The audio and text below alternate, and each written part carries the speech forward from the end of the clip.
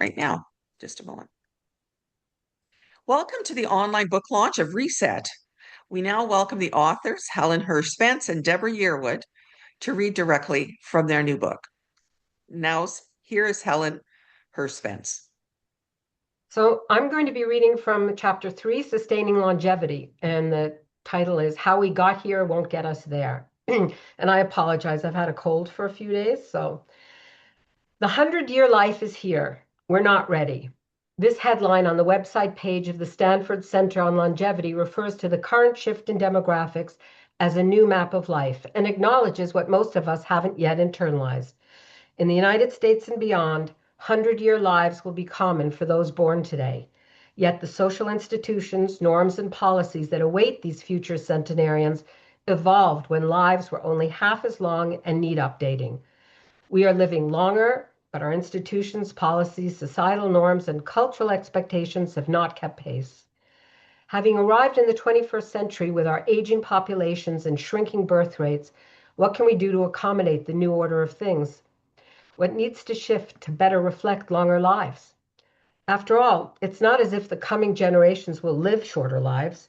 All the challenges that older adults currently face will simply be amplified unless we change our systems to better reflect the new realities. This shift will need to include everything from education and pension policy to new types of housing and healthcare. It will require collective effort and coordination across a complex array of services, policies, and laws.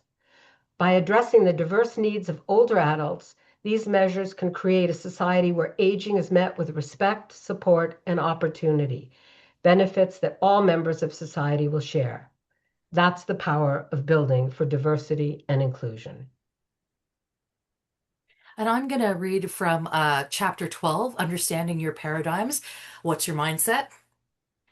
Paradigms are like mental goggles that filter incoming information, allowing only what agrees with what you already believe to reach your unconscious mind.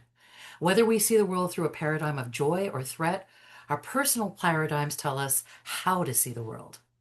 Our paradigms play a critical role in informing not only how we view the aging process, but how we age. Note from Debra. My first gray hair appeared when I was 30 and pregnant with my son. I was surprised, but I didn't give it much thought. I was having a baby, so I certainly didn't consider myself old. 5 years later, when the hair became a streak at my left temple, I was a little less sanguine. By the time I was 45, my hair was fully gray.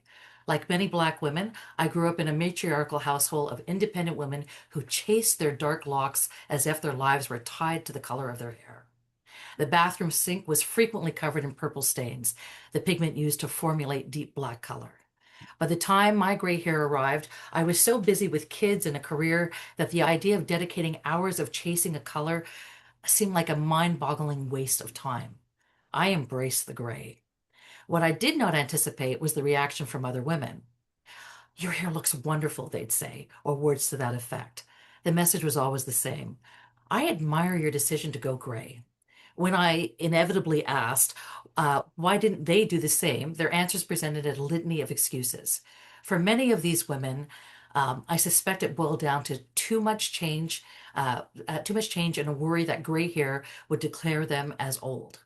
Others seemed surprised, as if the idea of letting their hair naturally gray had never occurred to them.